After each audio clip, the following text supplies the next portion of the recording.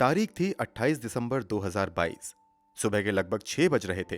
तभी पश्चिम बंगाल के हावड़ा जिले के एक अस्पताल में एक व्यक्ति रोता हुआ भागते हुए आता है और कहता है कि रास्ते में 3 लोगों ने मेरे साथ मारपीट की है और मेरी पत्नी को गोली मार दी है। गोली लगने की बात सुनते ही अस्पताल में हड़कंप मच जाता है और डॉक्टर भागते हुए कार तक आते हैं। गोली बिल्कुल कान में सटा कर मारी गई थी। जांच के तुरंत बाद गाड़ी में पड़ी महिला को मृत घोषित कर दिया जाता है। पता करने पर पता चलता है कि मरने वाली महिला कोई आम महिला नहीं, बल्कि झारखंड की एक जानी मानी डांसर और एक्ट्रेस है। वैसे तो इनका असल नाम रिया कुमारी था, मगर इंटरटेनमेंट इंडस्ट्री में ये ईशा आलिया नाम से मशहूर थीं। क्योंकि मामला काफी हाई प्रोफाइल लग रहा था, इसलिए पश्चिम बंगाल पुलिस तुरंत हरकत में आती है और जांच पड़ताल शुरू हो जाती है। शुरुआती जांच में ही पुलिस को कुछ ऐसे क्लूज मिलते हैं जिससे केस का पूरा रुख ही बदल जाता है। और फिर जैसे जैसे जांच आगे बढ़ती है, कई हिला देने वाले खुलासे होते हैं। पुलिस वालों को पहले जो कहानी सुनाई गई थी, हकीकत उससे बिल्कुल अलग और खौफनाक थी। तो आखिर रिया कुमारी उर्फ ईशा आलिया की मौत की वजह क्या थी? उनकी हत्या किसने की थी और इस केस में अब तक क्या कुछ हुआ है? जानने के लिए इस वीडियो में आखिर तक बने रहिए। यकीन मानिए, कातिल और कत्ल की वजह के बारे में जानकर आप शॉक्ड रह जाएंगे। जांच में इस कत्ल का इंश्योरेंस कनेक्शन भी सामने आता है। वो कैसे, जानेंगे आगे। फिलहाल वीडियो में आगे बढ़ने से पहले जल्दी से क्राइम की कहानी चैनल को सब्सक्राइब करके बेल आइकन दबा लीजिए। तो चलिए अब कहानी शुरू करते हैं। अब तक आपको अंदाजा हो गया होगा कि हम रिया कुमारी उर्फ ईशा आलिया की बात कर रहे हैं। वही ईशा आलिया जो कुछ महीने पहले तक कई स्थानीय भाषाओं की एंटरटेनमेंट इंडस्ट्री की जानी मानी चेहरा हुआ करती थीं। यूट्यूब की दुनिया में इनके लाखों चाहने वाले थे और आज भी हैं। रिया का जन्म एक मिडिल क्लास फैमिली में हुआ था, मगर इनके सपने काफी बड़े थे। पढ़ाई के साथ साथ बचपन से ही इन्हें एक्टिंग का शौक था और इसी शौक को पूरा करने के लिए ये मौके की तलाश में लग जाती हैं। बहुत जल्द इन्हें मौका भी मिल जाता है। बहुत कम उम्र में ही ये म्यूजिक एल्बम में काम करना शुरू कर देती हैं। देखते ही देखते लोग इन्हें काफी पसंद करने लगते हैं और फिर ये झारखंड के अलावा दूसरे राज्यों के भी स्थानीय भाषा की म्यूजिक एल्बम में काम करने लगती हैं। उन्होंने अपना करियर रिया कुमारी के तौर पर शुरू किया था, मगर देखते ही देखते ये ईशा आलिया के तौर पर पहचाने जाने लगती हैं। जैसे जैसे रिया कुमारी की लोकप्रियता बढ़ती है, उन इंडस्ट्रीज में काम करने वाले बड़े डायरेक्टर और प्रोड्यूसर भी रिया को अपनी एल्बम में लेने लगते हैं और बदले में इन्हें काफी अच्छा पैसा भी मिलने लगता है। काम के सिलसिले में ही एक दिन रिया की मुलाकात प्रकाश कुमार नाम के एक व्यक्ति से होती है। बातचीत के बाद पता चलता है कि प्रकाश कुमार झारखंड फिल्म इंडस्ट्री का एक जाना माना फिल्म और म्यूजिक एल्बम प्रोड्यूसर है। काम के सिलसिले में प्रकाश कुमार एक दिन रिया को मिलने के लिए बुलाता है।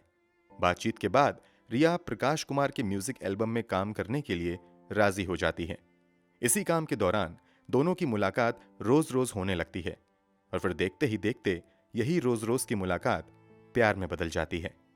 कुछ समय बाद रिया कुमारी प्रकाश से शादी भी कर लेती हैं। रिया ने काफी सपने संजोकर प्रकाश को अपना हमसफर चुना था, मगर शादी के बाद नई जिंदगी की शुरुआत में ही रिया को पता चलता है कि उसके साथ बहुत बड़ा धोखा हुआ है। दरअसल प्रकाश पहले से शादीशुदा था और उसके 3 बच्चे भी थे, मगर वो रिया से इस बात को छुपाए रखता है और धोखे से रिया को अपनी दूसरी पत्नी बना लेता है। कमाल की बात तो ये थी कि इसने अपनी पहली पत्नी को तलाक भी नहीं दिया था। शुरू में इस बात को लेकर रिया और प्रकाश में काफी झगड़ा होता है और रिश्ते बिगड़ जाते हैं, मगर एक समय बाद दोनों का रिश्ता सामान्य होता है। रिया को लेकर प्रकाश झारखंड को छोड़कर कोलकाता में रहने लगता है। यहीं रहते हुए रिया बतौर डांसर अपने करियर को आगे बढ़ाती है और एक के बाद एक कई रीजनल लैंग्वेज की म्यूजिक एल्बम में काम करती रहती है। यूट्यूब की दुनिया में भी इन्हें काफी लोकप्रियता हासिल होती है। रिया का प्रोफेशनल करियर भी काफी अच्छा चल रहा था और पर्सनल लाइफ में भी चीजें कुछ हद तक सुधर चुकी थीं। अब रिया एक बच्चे की मां भी बन चुकी थी। रिया ने एक बेटी को जन्म दिया था। इन दोनों की जिंदगी कुल मिलाकर ठीक ठाक चल रही थी, मगर 2022 के अंत में सब कुछ बदल जाता है। हमेशा की तरह नए साल के कुछ दिन पहले रिया अपने पति के साथ काम के सिलसिले में झारखंड आती हैं और फिर 28 दिसंबर 2022 को झारखंड से वापस कोलकाता जाने लगती हैं। रिया और प्रकाश कोलकाता अपने घर पर पहुंच पाते उससे पहले एक हिला देने वाला दावा करते हुए प्रकाश कुमार भागते हुए हावड़ा जिले के ही एक अस्पताल पहुंचता है। प्रकाश के दावे के मुताबिक वो हावड़ा के बगनान क्षेत्र के NH-16 के करीब सुबह सुबह कुछ जरूरी काम से गाड़ी से उतरा ही था कि तभी वहां पर 3 नकाबपोश लोग आते हैं और वो प्रकाश के साथ मारपीट कर उसका सामान लूटने की कोशिश करने लगते हैं। ये सब कुछ होता देख गाड़ी में बैठी रिया अपनी 3 साल की बेटी को गाड़ी में ही छोड़कर गाड़ी से नीचे उतरती है और प्रकाश की मदद करने के लिए आ जाती है। प्रकाश के बयान के मुताबिक वो तीनों गुंडे लूटपाट करने की कोशिश करते हैं और उसे बुरी तरीके से मारते हैं। ये सब देखकर रिया बीच बचाव करने आती है। जब रिया बदमाश को रोकने की कोशिश कर रही थी तभी एक बदमाश अपनी बंदूक निकालता है और रिया को गोली मार देता है। प्रकाश के मुताबिक उसके साथ ये लूटपाट की घटना सुबह के लगभग 5:30 से 6 बजे के बीच हुई थी। बकौल प्रकाश, रिया को गोली गाड़ी के बाहर मारी गई थी, इसलिए गोली मारते ही जब गुंडे भाग जाते हैं तो वो रिया को गाड़ी में डालता है और अस्पताल की तलाश में लग जाता है। थोड़ी दूर आगे जाने के बाद उसे कुछ लोग दिखाई देते हैं। इनसे वो पूछता है कि क्या आसपास कोई अस्पताल है। जवाब में वहां मौजूद लोग प्रकाश को एक स्थानीय अस्पताल के बारे में बताते हैं। प्रकाश भागते हुए अपनी पत्नी को लेकर वहां जाता है और सारी बातें सुनाता है। प्रकाश की बातें सुनते ही डॉक्टर की टीम कार तक आती है और जांच करते ही कंफर्म कर देती है कि रिया कुमारी की मौत हो चुकी है। रिया की मौत की बात सुनते ही प्रकाश पागलों जैसी हरकत करने लगता है और चीखना चिल्लाना शुरू कर देता है। इतनी देर में अस्पताल प्रशासन की ओर से दी गई जानकारी के बाद कोलकाता पुलिस की एक टीम भी अस्पताल पहुंच जाती है और कागजी कार्यवाही पूरी करने के बाद रिया के शव को पोस्टमार्टम के लिए भेज दिया जाता है, जबकि प्रकाश को वहीं बैठने के लिए कहा जाता है। जिस गाड़ी से प्रकाश और रिया ट्रैवल कर रहे थे उस गाड़ी को भी पुलिस जब्त करके फॉरेंसिक जांच के लिए भेज देती है। पुलिस प्रकाश से घटना के बारे में पूछताछ शुरू करती है। शुरुआती दौर की ही पूछताछ में प्रकाश का बयान बदलने लगता है।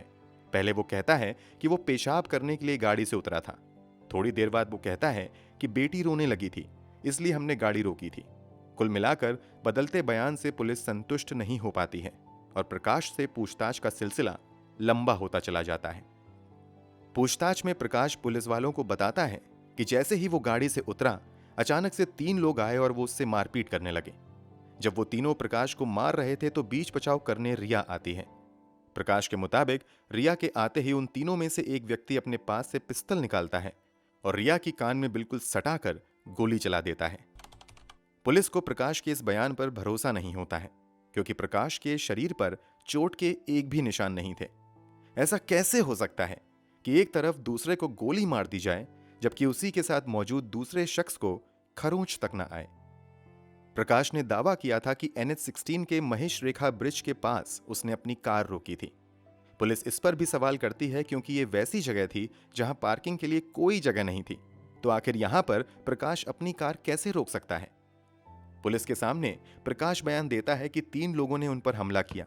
जब पुलिस इस दावे की पुष्टि के लिए उस इलाके में मौजूद सभी CCTV फुटेज को खंगालना शुरू कर देती है, पुलिस को एक भी ऐसा CCTV फुटेज नहीं मिलता है जिससे यह पता चले कि कोई प्रकाश की गाड़ी का पीछा कर रहा हो। मतलब कुछ भी संदिग्ध नहीं था। इतनी पूछताछ के बाद पुलिस के लिए शक के दायरे में प्रकाश कुमार खुद ही आ जाता है।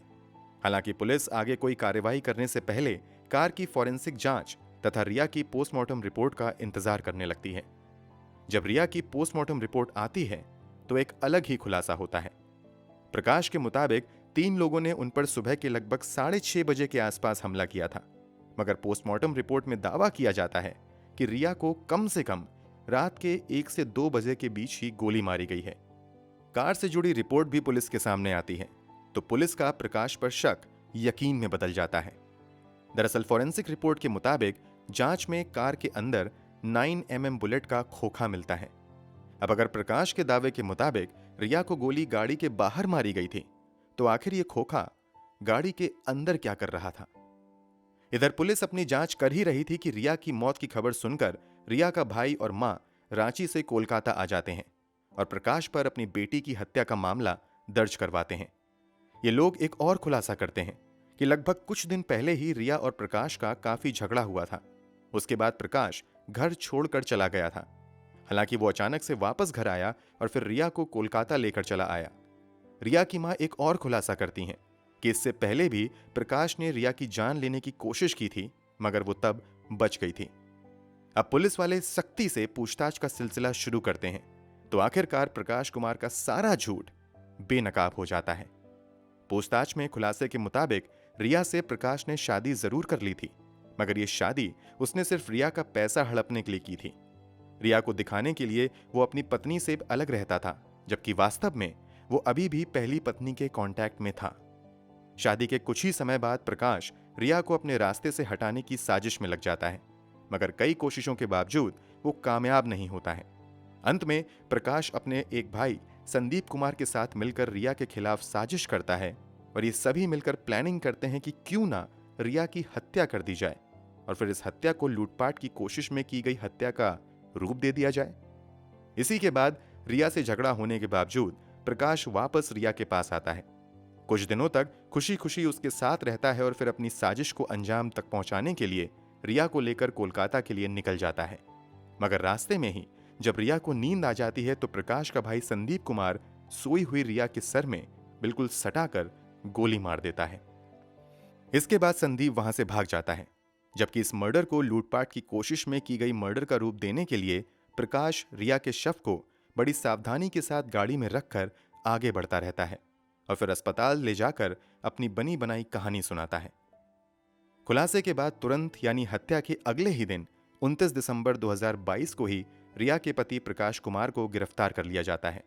प्रकाश ने अपने बयान में हत्या की साजिश में अपने भाई संदीप को भी शामिल बताया था, इसलिए पुलिस की कई टीम संदीप की तलाश में लग जाती हैं और फाइनली 31 दिसंबर 2022 को संदीप को भी गिरफ्तार कर लिया जाता है। अब पुलिस रिया के 2 कातिलों को गिरफ्तार कर चुकी थी। रिया के परिवार वालों ने आरोप लगाया था कि इस साजिश में प्रकाश की पहली पत्नी भी शामिल है।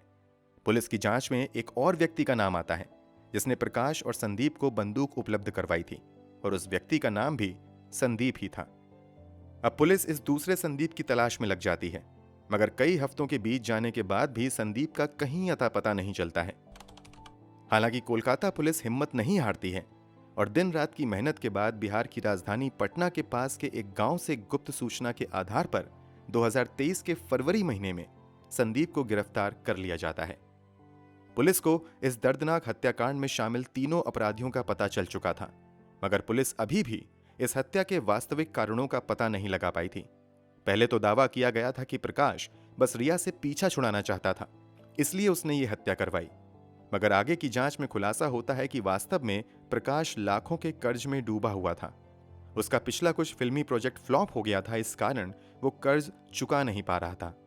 इसी के बाद वो तय करता है कि अगर रिया की एक्सीडेंटल डेथ हो जाए तो रिया का जो लाखों रुपए का इंश्योरेंस है वो पैसा उसे मिल जाएगा। इन पैसों के बल पर वो अपना कर्जा भी चुका सकता है और फिर ऐश मौज की जिंदगी भी काट सकता है।